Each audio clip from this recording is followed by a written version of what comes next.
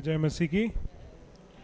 एक और बार परमेश्वर की आराधना करने और उसके भवन में आके परमेश्वर की स्तुति करने के लिए जो मौका मिला, परमेश्वर धन्यवाद करते हैं। आज हम जो 2 हफ्ते से चल रहा है, मतलब जो सीरीज चल रहा है, उसी का तीसरा भाग हम देखेंगे।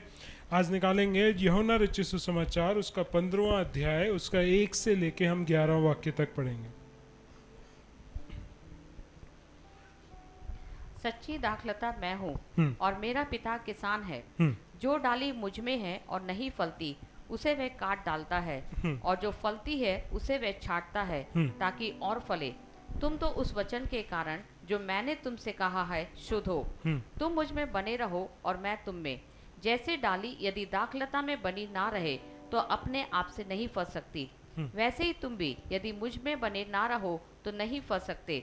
मैं दाखलता हूँ, तुम डालियां हो। जो मुझ में बना रहता है और मैं उसमें, वह बहुत फल फलता है, क्योंकि मुझसे अलग होकर तुम कुछ भी नहीं कर सकते। यदि कोई मुझ में बना ना रहे तो वह डाली के समान फेंक दिया जाता और सूख जाता है, और लोग उन्हें बटोर कर आग में झोंक देते हैं और वे जल जाती हैं। यदि तुम मुझ में बने रहो और मेरा वचन तुम में बना रहे तो जो चाहो मांगो और वह तुम्हारे लिए हो जाएगा।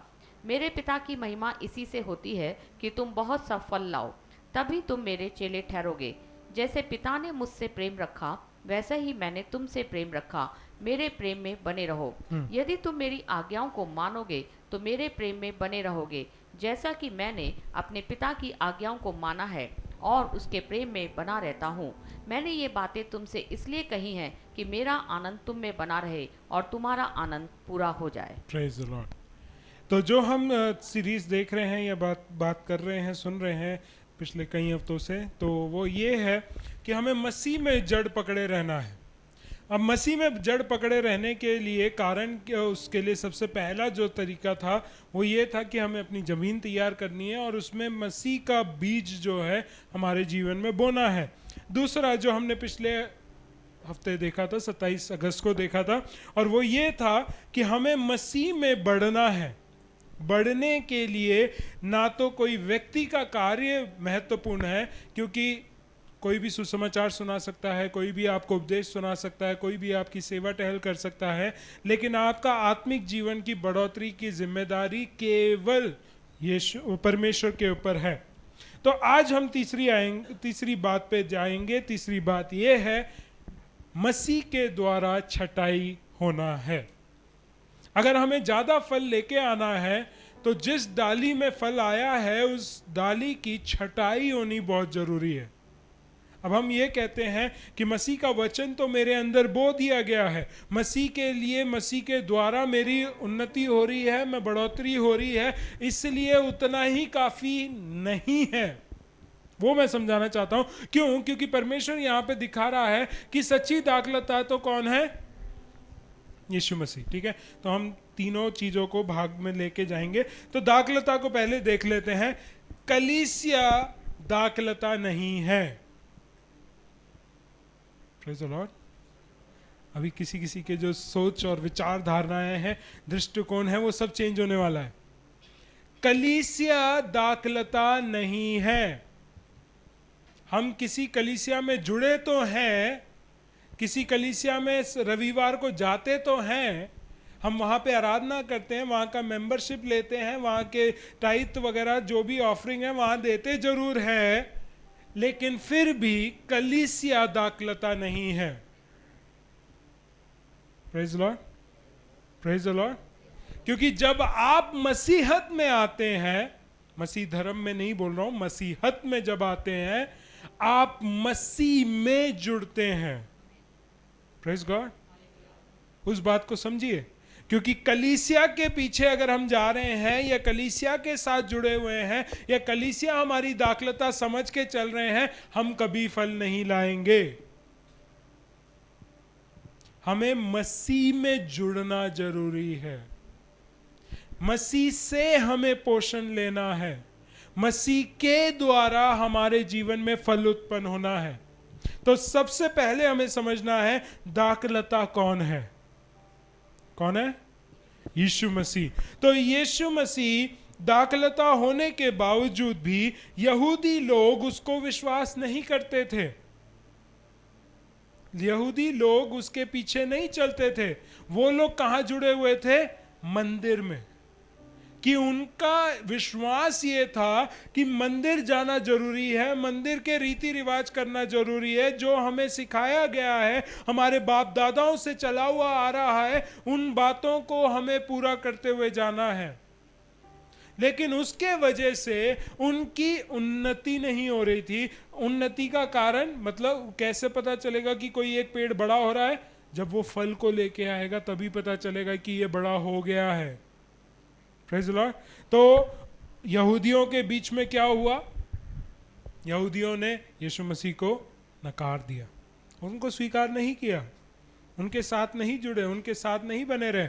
लेकिन चेले जो थे वो यहूदी होने के बावजूद भी परमेश्वर के यीशु मसीह के साथ जुड़े रहे, और अब उनका एक ऐसा स्टेज आ गया है जहां पे उनकी छटाई होनी है। ठीक है, अब जब ये मसीह यीशु के साथ चलने लगे तो चेलों को मंदिरों से, आराधनालयों से, सब चीज़ों से अलग कर दिया। कह दिया कि तुम लोग नहीं आ सकते, तुम लोग यीशु मसीह के पीछे चल रहे हो, इस वजह से तुम हमारे मंदिर में नहीं आ सकते, आराधनालयों में नहीं आ सकते, हमारे रीति रिवाज तुम हमारे साथ नहीं कर सकते हो। क्यों?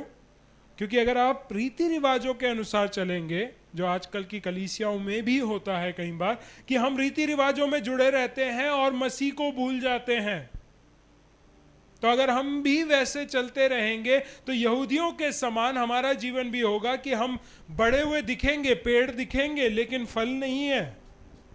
इसलिए हम परमेश्वर के साथ रहें। और परमेश्वर यहां पे क्या कह रहा है? यीशु मसीह क्या कह रहा है? मैं सच्ची दाखलता हूं। वो अपने बारे में एक सच्चाई बता रहा है कि मैं सच्ची दाखलता हूं। और उसके बाद अगला व्यक्ति कौन है? पहला ही वाक्य में दूसरा कौन है? मेरा किसान कौन है? पिता जो है वो है किसान। Praise the Lord. अभी समझना है, जरूरी है, क्योंकि हम जो भी शुरुआत से लेके आए वो सारा कुछ कनेक्ट होगा। क्योंकि पिछले हफ्ते भी हमने यही सिखाया कि पौलुस चाहे कुछ भी करे, अपोलोस कुछ भी करे, लेकिन बढ़ाने वाला कौन है? परमेश्वर है। और वही चीज अभी भी यहां पे भी समझाया जा रहा है। दाखलता जरूर कौन है? यीशु मसीह है, लेकिन किसान जिसकी खेत में है, जिसकी सेवकाई में है, जिसका कार्य है, जिसकी योजना है, जिसका ये दर्शन है, जिसके लिए हम कार्य कर रहे हैं और जी रहे हैं, वो कौन है? पिता। अब दूसरी बात पे चलते हैं। अब पिता क्या करता है? यहां पे क्या कह रहा है? क्या क्या कर रहा है वो? दूसरी वाक्य, डाली मुझ में है और नहीं फलती उसे वे काट डालता है। जो डाली मुझ में है, यानी कि मसीह के साथ जुड़े तो हैं लेकिन फल नहीं है। सुनना जरूरी है कि फल नहीं है तो वो क्या करते हैं? काट देते हैं। अब यहां पे मैं 4 चीजों को बताऊंगा। परमेश्वर 3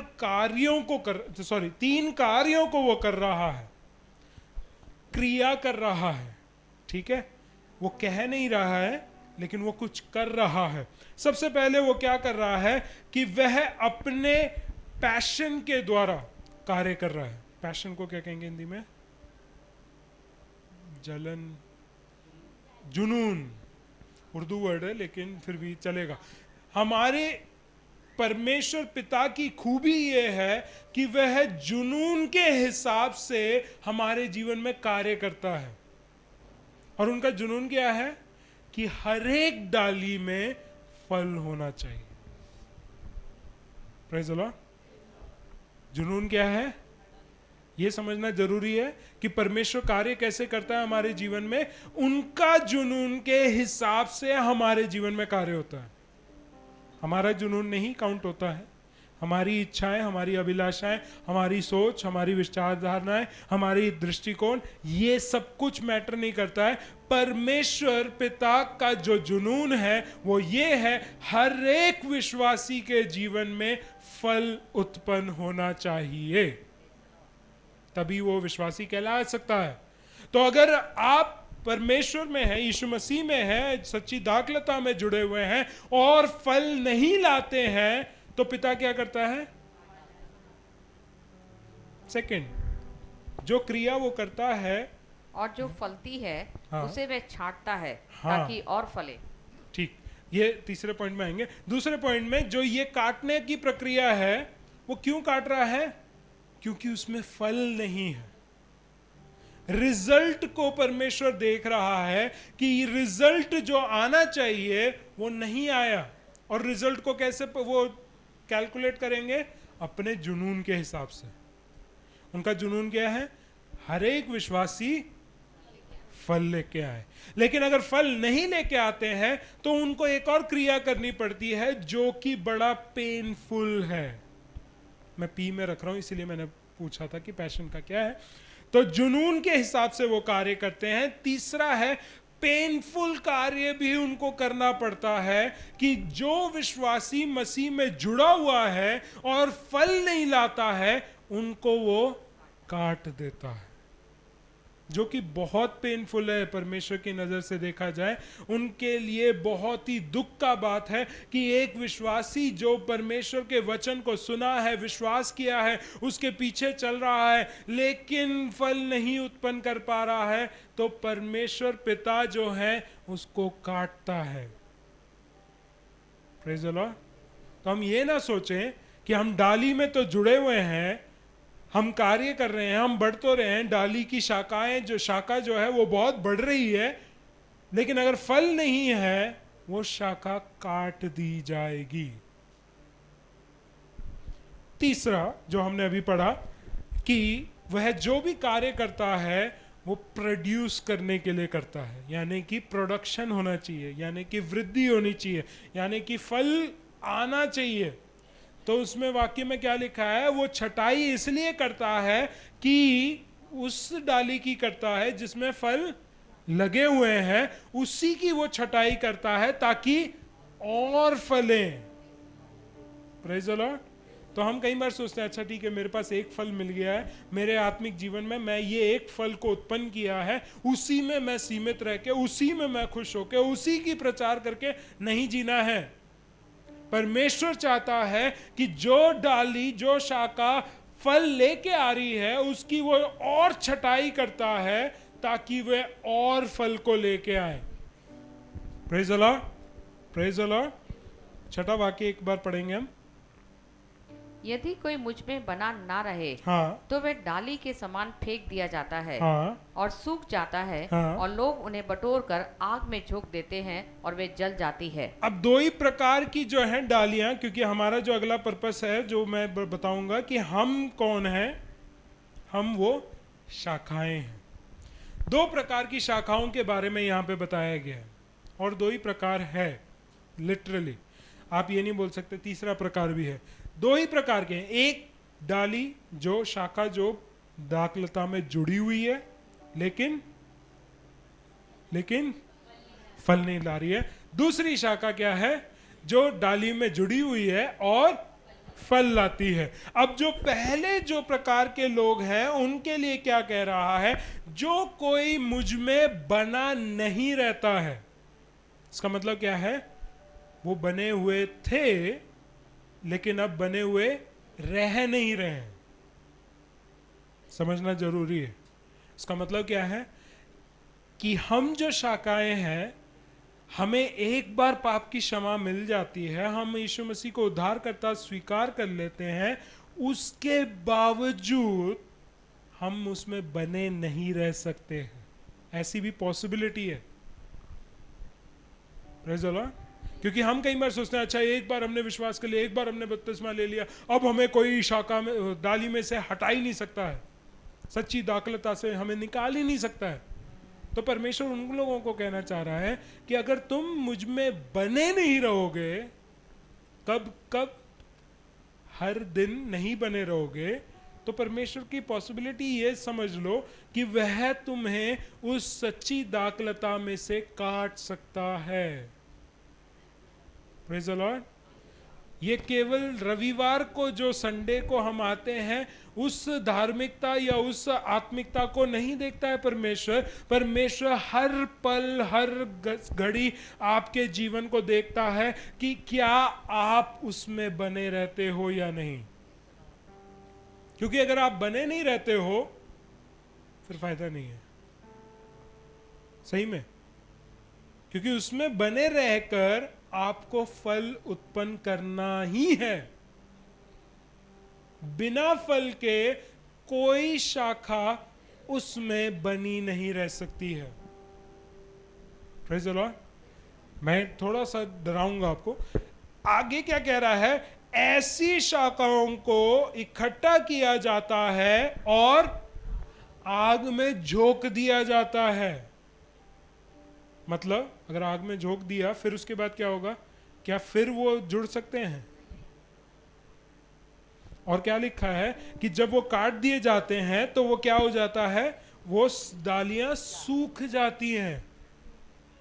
कहने का मतलब जो अब तक पोषण आपको मिल रहा था सच्ची दाखलता में से, जिसके वजह से आप जीवित थे, जिसके वजह से आप प्रार्थना कर पा रहे थे, जिसके वजह से आप कोई भी विषय के सामना कर पा रहे थे, वो सारी चीजें अब क्या हो गई हैं? खत्म।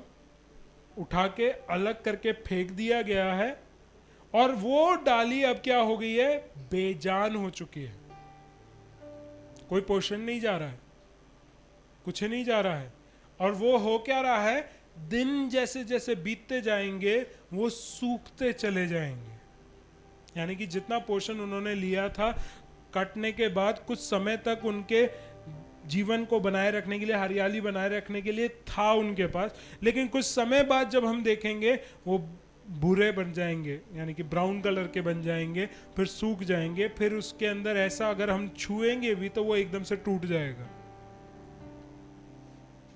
कहने का मतलब क्या है कि अगर परमेश्वर से हम अलग कर दिए गए ना, हम अपने आप को सरवाइव भी नहीं कर सकते आत्मिक रीति से। हम बने नहीं रहे परमेश्वर में, मसीह में। हमारी आत्मिक जो जीवन है वो खत्म हो जाएगी। फिर हम बाइबल पढ़ने का मन नहीं लगेगा, फिर प्रार्थना में हमारा विश्वास नहीं दिखेगा, फिर हमारा जीवन में हम नजरों से जिएंगे, हम विश्वास के अनुसार नहीं जिएंगे। ऐसा क्यों होगा? क्योंकि हम मसीह से अलग हो गए हैं, काट दिए गए हैं। प्रूनिंग में और एक फायदा क्या है कि अगर मान लो कि एक डाली है जो वो बहुत अच्छा कर रही है, तो उसको काट के और करीब हम लेके जा सकते हैं।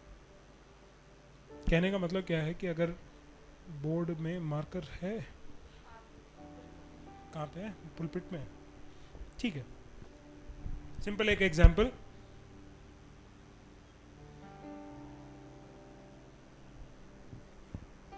ये आपका मेन सच्ची दाखलता यीशु मसीह, ठीक है? उसमें जुड़े हुए एक डाली है। अब इस डाली में से ये वाली एक और डाली, ये एक और डाली, ये एक और डाली, साइड स्मॉल स्मॉल ब्रांचेस निकल के आ रहे हैं। इसमें फल लग रहा है, ठीक है? एक या दो लग रहे हैं। इसमें कोई फल नहीं है, इसमें भी कोई फल नहीं है, इसमें फल लगा है। अब जो किसान होगा वो क्या करेगा? इस डाली को यहाँ से काट कर इधर ग्राफ्ट कर देगा, इस वाली को काट कर इधर ग्राफ्ट कर देगा। क्यों? क्योंकि उसको ज्यादा पोषण मिलेगा और डायरेक्ट मिलेगा और वो ज्यादा फल को लेके आएगा। अब आप कहेंगे कि ये आपको कैसे पता है? मैं अपनी दादी को देखता था, तो मेरी दादी को पेड़ पौधे लगाना, गार्डनिंग करने का बहुत शौक था। तो वो ये हमेशा करती थी कि जिसमें अच्छे फल आते थे, जिसमें उनको गुलाब के फूल बहुत पसंद थे, तो गुलाब के जो वो कलियां जब जिसमें बन के आती थी, उन कलियों वाले डालियों को वो छांटती थी और सीधा उनको लगाती थी ताकि उसमें से ज्यादा फूल निकल के आए। ठीक है? तो एक किसान को पता है कि कौन सी डाली फल लेके आएगी, तो वो क्या करता है? उसको भी काटता है, लेकिन उसको ग्राफ्ट कर देता है डायरेक्ट कनेक्शन में, ताकि वो ज्यादा फल को लेके आए। तो हमारे साथ क्या होता है कि हम किसी एक व्यक्ति के द्वारा शायद मसीह में आए जरूर होंगे, वो व्यक्ति में शायद फल नहीं होगा, लेकिन आपके अंदर अगर फल उत्पन्न हो गया तो परमेश्वर जो किसान है, पिता जो है किसान है, वो उस डाली को निकालकर सच्ची दाखलता में डायरेक्ट कनेक्ट कर देगा। प्रेज़ लॉर्ड, ताकि वो क्या करे, और ज्यादा फल को लेके आए। तो हमें ये समझ में आना चाहिए जो ये फल है ये हमारा उद्देश्य होना चाहिए, कि मेरे जीवन का उद्देश्य यह है कि मैं और फलों को लेके आऊं। व्यक्तिगत रीति से है, ये कंबाइन नहीं है कि मैंने वही कहा ना कि उस शाखा में बहुत सारी शाखाएं निकली हुई हैं, लेकिन जिसमें फल लगी हुई हैं वो ही जुड़े जाएंगे, और जिसमें फल नहीं है उसको काट दिया जाएगा। क्यों? क्योंकि रिसोर्सेस उधर जा रही हैं, उसका फायदा नहीं निकल के आ रहा है। मान लो आप कहीं पे पैसा अपना निवेश करते हैं, 3 साल 5 साल के लिए निवेश करते हैं, और उसके बाद 3 साल के बाद भी अगर आपको नुकसान मिल रहा है तो क्या छठे साल भी आप उधर ही पैसा रखेंगे? उसी जगह पे कहीं और आपने निवेश किया, उसका कोई नाम इतना अच्छा नहीं था लेकिन प्रॉफिट ज्यादा हो गया, तो आप क्या करेंगे? जहां पे फल नहीं मिल रहा, जहां पे फायदा नहीं मिल रहा, उधर का पैसा भी निकालकर आप इसमें लगाएंगे क्योंकि इसमें फायदा है। और ये परमेश्वर का थ्योरी है, समझ जाओ इस बात को कि परमेश्वर भी ऐसे ही कार्य करता है, क्योंकि वो चाहता है कि ज्यादा फल आए। Praise the Lord. इसलिए हमारे जीवन में हम ये उद्देश्य के साथ ना आए कि मैं मसीह के साथ जुड़ा तो हूं ना, वो काफी है। नहीं, आपका उद्देश्य ये होना चाहिए कि मेरे जीवन में भी फल उत्पन्न होना है। केवल पासबानों का काम नहीं है कि वे लोग प्रेम दिखाने चाहिए, नहीं, मेरा भी कार्य है कि मैं भी प्रेम दिखाने पाऊं। Praise the Lord. सेवकाई के लिए वही सिर्फ टाइम ना निकालें, आप भी निकालो, आप भी पहुंचो, सुसमाचार आप भी सुनाओ, क्योंकि उद्देश्य जो पूरा करता है उससे परमेश्वर आनंदित होता है। मेरा उद्देश्य क्या है? सिर्फ कलीसिया में आना, बैठ के चले जाना नहीं। कलीसिया में हम आते इसलिए कि हमें खाद मिले, हमें नया बीज मिले, हम उसको अपने जीवन में बोएं ताकि उसके द्वारा हम फल उत्पन्न कर सकें। वो उद्देश्य होना चाहिए। मेरा आराधना करना मेरे जीवन के लिए एक पानी के रूप में कार्य करना चाहिए कि वो मेरे को तरोताजा कर दें। Praise the Lord, praise the Lord. परमेश्वर का वचन मेरे लिए एक धूप के रूप में कार्य करने पाए, कि वह मेरे जीवन में रोशनी डालने पाए। जब मैं अंधकार से होकर जा रहा हूं, उसकी रोशनी मेरा मार्गदर्शन करने पाए। पेड़ की उपमा में ही रहते हुए मैं ये सारी बातें कह रहा हूं। हम अपने जीवन को सुरक्षित रखने पाए कि शैतान आके कोई खराबी ना कर जाए, फल को सड़ा ना दे, फल को खा ना जाए। वो हमारी जिम्मेदारी है। परमेश्वर सहायता करेगा जरूर, लेकिन हम भी तो करने वाले होने चाहिए। दूसरी बात, फ्रूट जो है वो परमानेंट है, जो फल है वो परमानेंट है। क्योंकि एक बार अगर एक व्यक्ति ने प्यार करना सीख लिया है, वो फिर प्यार का उल्टा क्या होगा? नफरत करना नहीं सीख सकता है, क्योंकि वो प्यार करना सीख चुका है, उसका वो फल लग चुका है, उसी फल में उसे बने रहना है। ऐसा नहीं हो सकता है कि कोई जो प्रेम करता है वो आज प्रेम कर रहा है, कल नफरत करेगा। Praise the Lord. एग्जाम्पल और थोड़ा अच्छे से समझाने के लिए, जो आज मां बनी है वो कल नहीं कह सकती मैं मां नहीं हूं। कह सकते हैं? बच्चे अगर जीवित हो या मर भी जाए तब भी वो मां बनी है। वैसे ही पिता के साथ भी, मैं ये नहीं पिता को कट नहीं कर रहा हूं, पिता भी ऐसी है। बच्चे हो जाते हैं, आप पिता बन चुके हो, अब आप कल नहीं कह सकते मैं पिता नहीं हूं, है ना? उसी प्रकार जैसे ही आप मसीहत में जुड़ चुके हैं, मसीह जो दाखलता है उसमें जुड़ चुके हैं, उसके द्वारा आपने फल उत्पन्न कर दिया है, कल को आप नहीं कह सकते कि मैंने ये फल को जाना ही नहीं है। Praise the Lord. इसलिए वो आगे क्या कह रहा है, 7वां वचन जब पढ़ते हैं, यदि तुम मुझ में बने रहो यदि तुम मुझ में बने रहो और मेरा वचन तुम में बना रहे, और मेरा वचन तुम में बना रहे, तो जो चाहो मांगो हाँ, और वह तुम्हारे लिए हो जाएगा। हो जाएगा। ठीक है, 8वां, मेरे पिता की महिमा हाँ, इसी से होती है परमेश्वर पिता की महिमा इसी बात से होती है कि तुम बहुत सा फल लाओ। कि तुम बहुत सा फल लेके आओ। एक फल नहीं लिखा है उधर, तुम क्या लाना है? बहुत सारा फल लाना है, और तभी तुम मेरे चेले ठहरोगे। तभी तुम क्या ठहरोगे? चेले तभी ठहर पाओगे। कहने का मतलब कि अगर आप फल नहीं ला रहे हो, आप चेले नहीं हो। पर यीशु मसीह ने तो कहा था कि तुम अपने आपे का इनकार करना, क्रूस उठाना, चलना, उससे तुम मेरे को चेले बन जाओगे। नहीं, वो स्टार्टिंग स्टेप है। उसके प्रक्रिया के द्वारा आपके जीवन में फल आना चाहिए। छटाई का मतलब क्या है?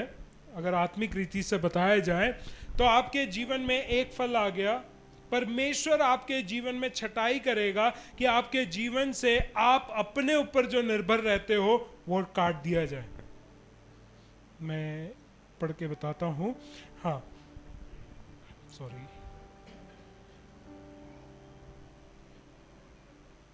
परमेश्वर चाहता है कि आपके जीवन से घमंड निकल जाए। Praise the Lord. आप चाहते हो या नहीं चाहते हो वो आपका प्रॉब्लम है, लेकिन परमेश्वर की दाखलता में अगर आप रह रहे हो, उसके खेत में आपको जोड़ा गया है, आप मसीह के साथ जुड़े हुए हो, आप एक फल भी अगर लेके आए हो, तो आपका अगले फल की रुकावट का कारण अगर आपका घमंड है तो परमेश्वर उसको काट देगा। और अगर आप जिद पकड़ लोगे कि मुझे अपना घमंड नहीं छोड़ना है, तो परमेश्वर ऐसी परिस्थितियां डाल देगा जिसमें आपका घमंड टूट जाएगा। तो कहने का मतलब क्या है? या तो घी सीधी उंगली से निकाल लो, नहीं तो परमेश्वर टेढ़ी उंगली से निकालेगा। टेढ़ी उंगली वाली प्रोसेस में हमें दर्द ज्यादा होगा, और परमेश्वर वो दर्द देकर खुश नहीं होता है, परमेश्वर उस रिजल्ट को देख के बहुत खुश होता है।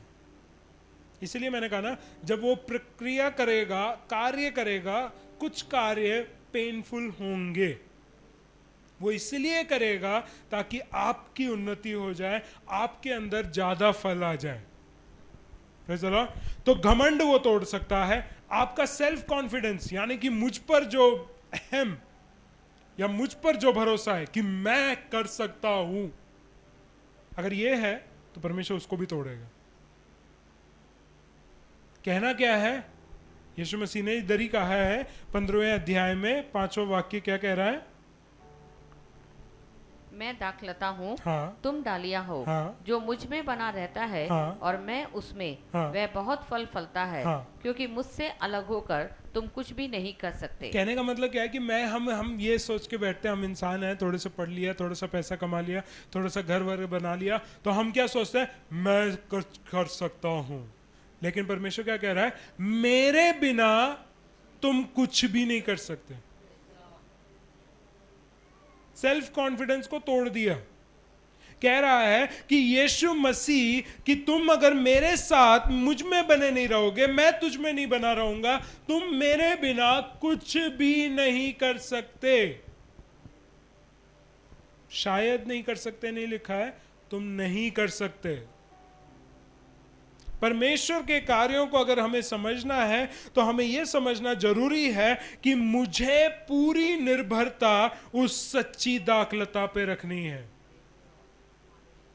वही मेरा स्रोत है, वही मेरी आशा है, वही मेरी उम्मीद है, वही मेरा कार्य करने के लिए सारे चीजों को उपलब्ध करने वाला है। उसके बगैर मैं कुछ नहीं कर सकता हूं। Praise the Lord. उस बात को समझिए। तीसरी बात, सेल्फ रिलायंस। सेल्फ रिलायंस क्या है? आत्मनिर्भरता। हंसी की बात यह है कि हमारे सरकार की एक योजना है, आत्मनिर्भर बनो। लेकिन परमेश्वर का वचन हमें सिखाता है कि आत्मनिर्भर नहीं, परमेश्वर निर्भर बनो। Praise the Lord.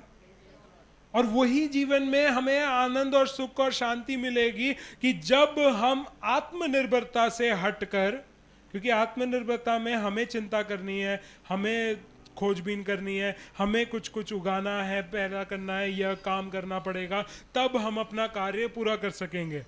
लेकिन जब परमेश्वर निर्भरता आ जाती है तो हमें कोई बात की टेंशन नहीं है, क्योंकि परमेश्वर हमारे बारे में चिंता करता है, परमेश्वर हमारे लिए मार्ग तैयार करता है, परमेश्वर हमारे लिए कार्य करता है और हमें कहता है तू अपना बोझ मुझ पर डाल, मैं तुझे क्या दूंगा? विश्राम। बस यू टेक रेस्ट, तुम्हारा कार्य मैं देख लूंगा। हम कई बार कोई कार्य जब चिंता करते हैं तो किसी के पास लेके जाते हैं वो चिंता का विषय, और हम उनको सुना देते हैं, और वो व्यक्ति ये कहता है अब आपने मेरे को ये बात बता दी है, ये मेरे को सौंप दी है, अब आप चिंता रहित हो जाओ, आप शांति से जाओ, मैं इस कार्य को देख लूंगा। वही चीज परमेश्वर कह रहा है, तुम मुझ पर निर्भर हो जाओ, तुम अपनी प्रार्थना, निवेदन, जो भी जरूरतें हैं वो मेरे सामने रख दो, और मेरे सामने रखने के बाद तुम निश्चिंत हो जाओ, मैं देख लूंगा। वही है परमेश्वर निर्भरता, कि हमें अपने ऊपर निर्भर नहीं होना है, अपनी योग्यताओं के ऊपर निर्भर नहीं होना, अपने पैसों के ऊपर निर्भर नहीं होना है, लेकिन हमें परमेश्वर पर निर्भर होना है जो हमें आगे बढ़ाता है। Praise the Lord। तो हमने बोला फ्रूट इज आवर पर्पस, यानी कि जो फल है वो हमारा उद्देश्य होना चाहिए। फल जो है वो हमेशा बना रहता है। 2 वाक्य और पढ़ेंगे और उसको हम एक और चीज बोल के फिर मैं बंद करूंगा। गलातियों की पत्री 5 अध्याय 22वां वाक्य और 23वां वाक्य। गलातियों 5 उसका 22 और 23 वाक्य। पर आत्मा का फल, यानी कि ये फलों को आप जानता मान के रखें। कल को ये ना बोलें कि अच्छा पास्टर ने ये बोला था कि फल उत्पन्न करना है तो हमने आम का पेड़ लगा दिया है, मुझे वो नहीं चाहिए। अगर आम उगे तो वो दे देना, खा लेंगे, लेकिन वो फल की बात नहीं कर रहे हैं परमेश्वर। परमेश्वर कह रहा है कि आत्मा के फल हर एक आत्मिक व्यक्ति, हर एक चेले के पास होना चाहिए, और उसका लिस्ट इस प्रकार जाता है। सबसे पहला फल प्रेम होना चाहिए। दूसरा आनंद। तीसरा शांति, यानी कि मेल मिलाप भी कह सकते हैं उसको। और चौथा धीरज, कृपा, भलाई, विश्वास, नम्रता और संयम है। ये सारे फलों को आपके जीवन में आने के लिए आपकी छटाई होना बहुत जरूरी है। शुरुआत कहां से होता है? जो कि हम यूहन्ना रचित सुसमाचार उसका 15वां अध्याय में भी अगर हम पढ़ें तो वो कहता है 10वें वाक्य में, यदि तुम मेरी आज्ञाओं को मानोगे तो मेरे प्रेम में बने रहोगे, जैसा कि मैंने अपने पिता की आज्ञाओं को माना है और उसके प्रेम में बना रहता हूँ। तो सबसे पहला जो फल था आत्मा का वो क्या है? प्रेम। और प्रेम में बने रहने के लिए क्या करना है? उसकी आज्ञा को मानना है। तब जब हम उसकी आज्ञाओं को मानते हुए अपने जीवन को चलाएंगे तब हम क्या रहेंगे? प्रेम में बने रहेंगे। और फिर 12वां वाक्य जो हमने पढ़ा नहीं है उस एक 12वां वाक्य को भी पढ़ें। मेरी आज्ञा ये है, मेरी आज्ञा। अब देखो यीशु मसीह में हमें बने रहना है और उसका प्रेम हम में बने रहना है, तो उसकी आज्ञा को मानने को बोला गया है। और उसकी आज्ञा क्या है? 12वां वाक्य कह रहा है मेरी आज्ञा ये है कि जैसा मैंने तुमसे प्रेम रखा, जिस प्रकार यीशु मसीह ने हमसे, मुझसे, आशीष से प्रेम किया है, वैसा ही आशीष तू भी एक दूसरे से प्रेम रखो। एक दूसरे से प्रेम कर। Praise the Lord. अब आशीष बोल दिया तो अच्छा ठीक है, आशीष को करना है ना? ऐसा नहीं, हम अपना नाम डालें कि जिस प्रकार मसीह ने मुझसे, जिसका भी नाम डालना वो नाम डालिए, उससे प्रेम किया है, उसी प्रकार उस व्यक्ति से उम्मीद रखी जा रही है कि वही प्रेम जैसा मसीह ने किया है वैसा ही प्रेम औरों को भी दिखाओ। तब क्या होगा? उसके फलस्वरूप, अच्छा वर्ड है हिंदी में, फलस्वरूप आपके जीवन में मसीह का यह प्रेम बना रहेगा। Praise the Lord. तो कोई भी विश्वासी हो, सबसे पहला जो प्रेम, जो फल आपके जीवन में आना चाहिए वो है प्रेम।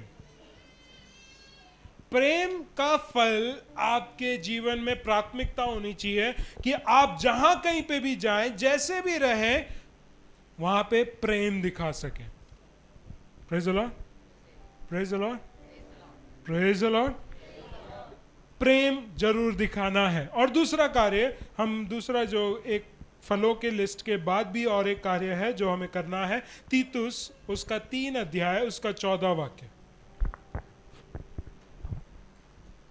क्योंकि हम हाँ। मसीह के भागीदार हुए हैं, हाँ यदि हम अपने प्रथम भरोसे पर अंत तक दृढ़ता से स्थिर रहें। हाँ जैसा कहा जाता है, हाँ यदि आज तुम उसका शब्द सुनो तो अपने मनों को कठोर ना करो, जैसा कि क्रोध दिलाने के समय किया था। नहीं, तीतुस 3 का 14, 3 का 14। हमारे लोग भी आवश्यकताओं को पूरा करने के लिए हाँ अच्छे कामों में लगे रहना सीखें, हाँ ताकि निष्फल ना रहें। ठीक है। अब फलदायक होने के लिए तीतुस को पौलुस कह रहा है कि हमारे लोग भी आवश्यकताओं को पूरा करने के लिए क्या करना है? अच्छे काम करना है। हम कई बार सोचते हैं कि मेरे अंदर प्रेम है, लेकिन अगर वो प्रेम कार्य में प्रकट नहीं हुआ तो और फल को उत्पन्न नहीं करेगा।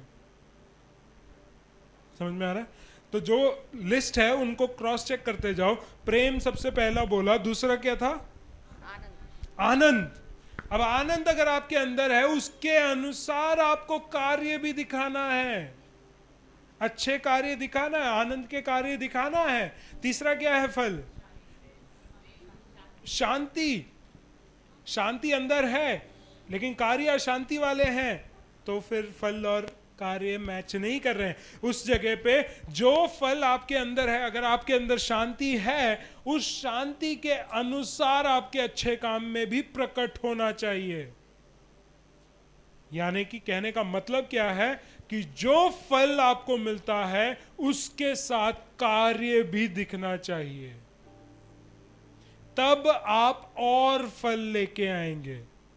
Praise the Lord. यानी कि प्रेम, अगर आपका फल आपके अंदर आ गया कि आप प्रेम को समझ लिए, तो उस प्रेम को कार्य में प्रकट करो ताकि अगला फल भी आ जाए। क्योंकि जब मैं प्रेम दिखाऊंगा, दूसरे के चेहरे पे खुशी आएगी और वो आनंद मेरे अंदर आएगा। आनंद जब आएगा, फिर आनंद के कार्य करूंगा, उसके द्वारा मेरे अंदर शांति आएगा।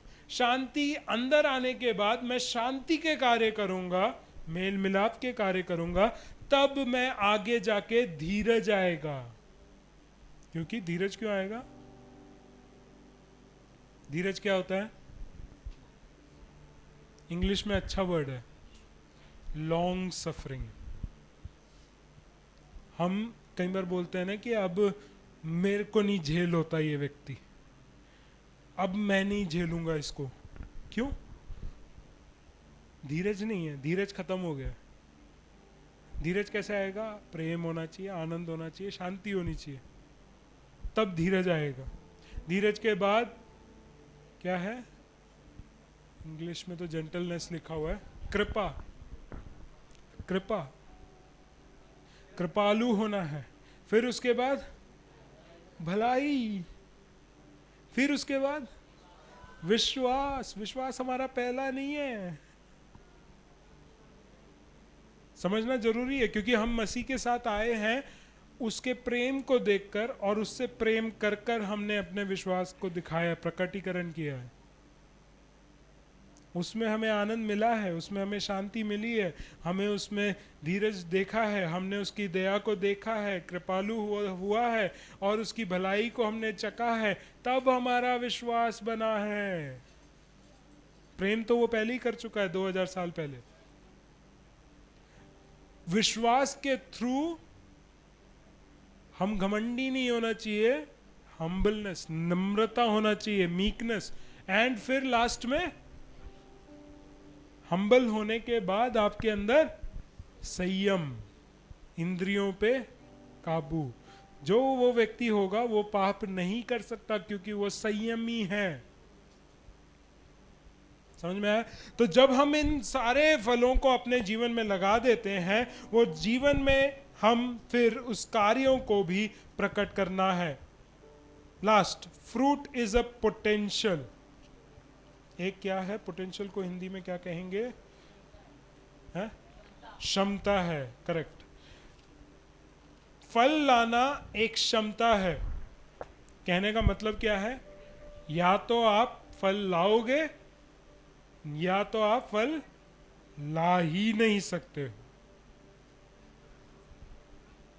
मैं नेगेटिव हो रहा हूं, थोड़ा सा नकारात्मक हो रहा हूं, लेकिन सच्चाई यही है कि कुछ डालियां फल लेके आएंगी, कुछ डालियां हैं जो फल नहीं लाएंगी। सच्चाई जो मैं बताना चाहता हूं वो ये है कि कलीसिया में जितने भी लोग हैं सब स्वर्ग जा सकते हैं लेकिन जाएंगे नहीं। ये कैसा प्रचार है ना?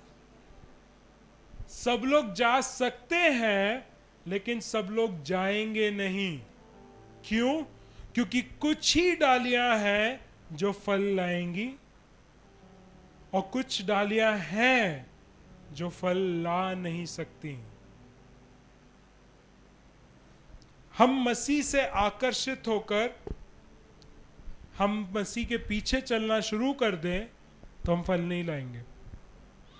लेकिन अगर हम मसीह से प्रेम कर कर हम मसीह के पीछे चलें, प्रेम का परिभाषा यह है आई लव यू बोलना नहीं है, या गिफ्ट लाके देना या दान पात्र में ज्यादा देना, वो नहीं है।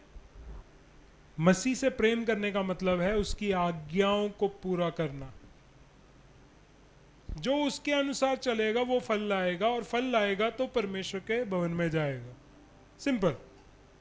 ना मैं रोकूंगा, ना रोक सकता हूं, ना मैं किसी को लेके जा सकता हूं। सिंपल। मसीह जो है वो ये देखेगा, या पिता जो है जो किसान है वो ये देखेगा कौन सी डाली फल ला रहा है, तो उसको और छटाई करके उसमें और फल लाके वो अपने दाखलता में बनाए रखेगा अनंत काल के लिए। लेकिन जो डाली फल नहीं लाती है, जिसके अंदर क्षमता ही नहीं है फल लाने की, वो डाली काट दी जाएगी। अब आप पूछेंगे ये कौन सी डाली है जो ला सकते हैं और कौन सी डाली है नहीं ला सकती है? परमेश्वर नहीं प्रकट करेगा। मैंने ये बहुत बार पूछा हुआ है परमेश्वर से भी और प्रभु के दास लोगों से भी, कि अगर परमेश्वर हमें पहले ही बता दे कि कौन स्वर्ग जाएगा सुसमाचार सुनने के बाद, तो हम उनके साथ टाइम स्पेंड करें, उनके ऊपर इन्वेस्ट करें। हम टाइम बर्बाद क्यों करें 15 लोगों को बताकर? उसमें से सिर्फ एक ही जने को अगर बचाना है तो परमेश्वर वो एक ही जना दिखा दे। तो परमेश्वर कहता है कि परमेश्वर ने जब प्रेम किया तो सबसे प्रेम किया, और परमेश्वर जब बचने का भी मौका दे रहा है वो सबको ही बचने का मौका देगा। हमारे ऊपर है कि हम अपनी क्षमता बढ़ाना चाहते हैं या क्षमता रहित हैं तो वैसे ही रहना चाहते हैं। रास्ता आपके सामने है। आज्ञाएं जो पूरा करनी है वो आपके हाथ में है। मुझे कुछ बताने की जरूरत ही नहीं है। इसको पढ़ो, इसको समझो और उन आज्ञाओं को पूरा करते जाओ, आप निश्चय ही फलवंत होंगे। Praise the Lord. तो इसलिए हमारी जो फल को लाने की क्षमता है वो कभी कंटैमिनेटेड नहीं होनी चाहिए, यानी कि उसमें कीड़े नहीं लगने चाहिए। कंटैमिनेटेड यानी कि प्रदूषित कैसे हो सकता है? पाप के द्वारा। हम मसीह में होने के बाद उसकी आज्ञाओं को मानते हुए अगर अपने जीवन को चला रहे हैं, हम फल लाएंगे। लेकिन फल लाने के बाद भी अगर हम पाप करेंगे तो क्या होगा कि वो जो फल है वो सड़ जाएगा, खराब हो जाएगा, उसका कोई भी प्रयोजन नहीं हो सकता है। खराब और भी कैसे हो सकता है? जब हम उस उद्धार के कार्यों को भी भूल जाते हैं। मसीह ने क्या किया है मेरे लिए? आज कुछ हमने किसी के द्वारा कुछ सुन लिया, किसी ने कुछ कह दिया, किसी ने कुछ हमारे विरोध में कर दिया, हम एकदम से मसीह को छोड़ देते हैं। हम एकदम से भूल जाते हैं कि उसने उद्धार के लिए हमारे से कितना प्रेम किया। तो कंक्लूजन में मैं सिर्फ इतना ही समझाना चाहूँगा, मसीह या यीशु मसीह वो सच्ची दाखलता है, उसका पिता किसान, हम डालियाँ। हम अगर फल लाएंगे, सिंपल है, मैं सारा कुछ कंसाइज में बता रहा हूँ, हम अगर फल लाएंगे तो उसमें बने रहेंगे, वो हमारी छटाई करेगा और हम और फल लाएंगे। अगर हम फल नहीं लाएंगे, वो उन डालियों को काट देगा और वो सूख जाएंगी और आग में झोंकी जाएंगी। निर्णय हमारे हाथ में है कि हम मसीह में रहते हुए फल लाना चाहते हैं या नहीं लाना चाहते हैं। क्योंकि अगर हम फल लाते हैं, इसी में पिता परमेश्वर की महिमा है। क्यों ना हम अपने आंखों को बंद करें इस समय, जब हम प्रभु भोज की ओर भी जाते हैं, प्रभु की मेज जब हमारे सामने तैयार है, हम अपने आप को जांचें कि हम फलदायक दाखलता के शाखाएं हैं या हम बिना फल निष्फल शाखाएं हैं। क्योंकि परमेश्वर का उद्देश्य यही है हर एक विश्वासी के लिए कि वह फल लेके आए। अगर हम नहीं ला पा रहे हैं या हमारे जीवन में कुछ ऐसी बातें हैं जो फल को उगने नहीं देती, बने नहीं रहने देती, उन बातों के लिए हम प्रार्थना करें। हर एक व्यक्ति अपने जीवन को जानता है, जांच लें कि क्या हमारे जीवन में बदलाव लेके आना है जिसके द्वारा हम परमेश्वर के लिए, उसकी महिमा के लिए फलदायक दाखलताएं बन जाएं।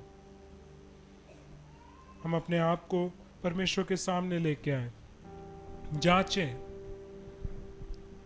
कोई कमी घटी है कि इतने साल हो गए हैं, प्रभु अभी तक फल नहीं आया है, तो अपने अंदर झांकिए कि हम कहाँ गलत हो रहे हैं, कहाँ हम चूक रहे हैं,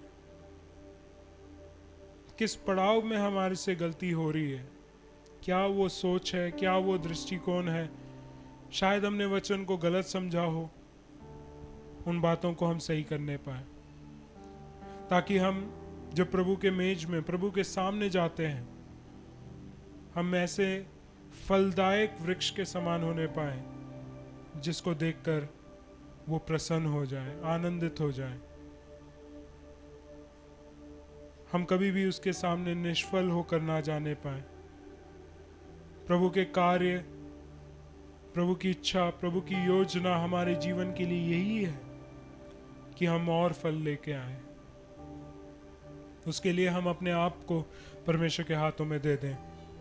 परमेश्वर से प्रार्थना करें कि प्रभु आज जो मेरे जीवन में कोई भी रुकावट की बात है जो फल को लेके नहीं आने दे रही है, उसको छाट दे, उसको काट के फेंक दे परमेश्वर मेरे जीवन से, ताकि मैं तुझ में बना रहूं और बहुत अधिकाई फल को लेके आने वाला हूं। जितने लोग इस बात का निर्णय लेते हैं, मैं उनके साथ परमेश्वर के सामने प्रार्थना करके समर्पण करना चाहूँगा। सगे पिता परमेश्वर, हम धन्यवाद के साथ आपके चरणों में आते हैं। धन्यवाद करते हैं कि परमेश्वर अब तक आपने हमें संभाला, सुरक्षित रखा, आज का दिन दिखाया, आपके भवन में आके आराधना और स्तुति और प्रशंसा करने के लिए आपने अवसर दिया, उसके लिए हम धन्यवाद करते हैं। प्रभु, हम अपने जीवनों को आपके हाथों में देते हैं। अब तक हमारे मसीहत जीवन में, हमारे इस यात्रा में परमेश्वर, कई बार हमने बहुत से ऐसे काम, सोच विचार, बातचीत हमारे अंदर रखी होंगी या किया होगा या बोला होगा जिसके वजह से परमेश्वर हमारे आत्मिक जीवन में कोई भी फल दिख नहीं रहा है।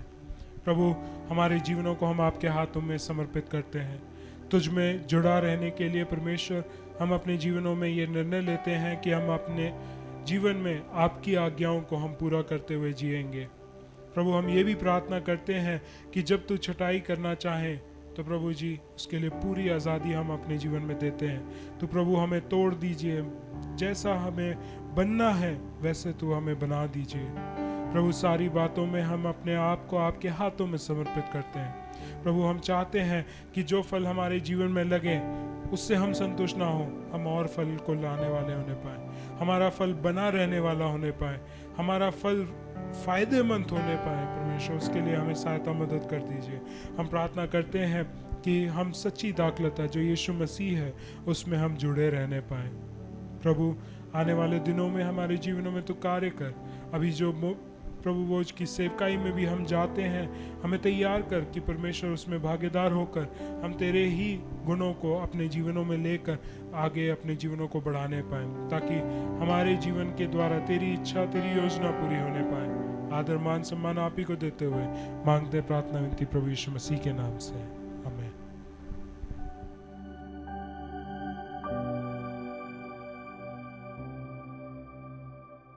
हम आशा करते हैं कि प्रभु ने आपको इस वचन के जरिए आशीषित किया है। इस वचन की आशीष को सिर्फ अपने तक सीमित ना रखें, अपने प्रियजनों को भी शेयर करें। प्रभु आपके साथ रहें। जय मसीह की।